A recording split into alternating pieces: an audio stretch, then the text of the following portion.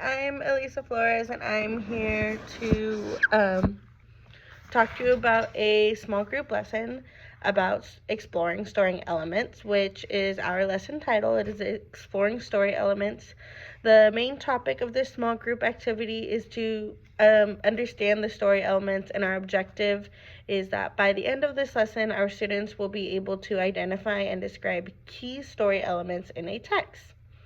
For some materials that we will need, we'll need a storybook. One that I've worked with before for this would be The Very Hungry Caterpillar by Eric Carle. You will also need a whiteboard, or I recommend a piece of chart paper just so that you can hang it up in your room. And you will also need some markers, such as highlighters, pencils, any type of writing device really, and sticky notes. So for this activity, it's designed to engage students actively in the learning process. They'll begin by reading The Very Hungry Caterpillar or whatever other book you have chosen together, focusing on the story's elements such as like characters, settings, and any problems. As you read, you should encourage students to take note of these elements on the sticky notes. For instance, if they identify a character, they'll just jot down the character's name on the sticky note. After reading, you should gather around the whiteboard, or in my case, the chart paper, using the sticky notes to collaboratively create a visual representation of the story's elements. This helps students visualize and remember the important components.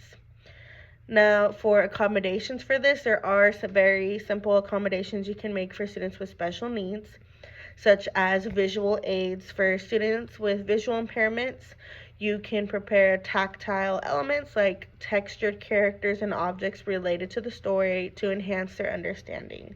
You can also use a book with more simplified language, such as providing the simplified language and providing additional one-on-one support during the activity to help the student with language processing difficulties.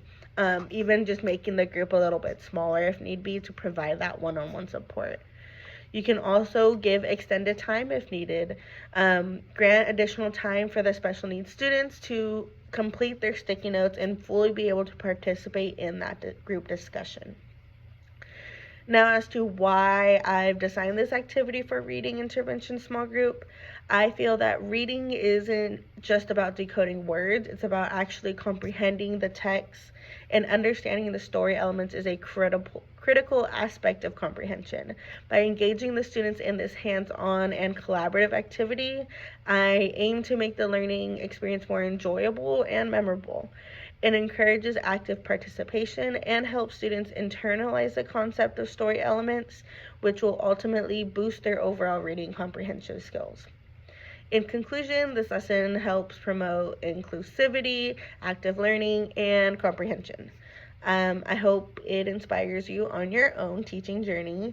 And if you have any questions about the lesson or any more needs for accommodations or ideas, even more book recommendations to use for it, just let me know.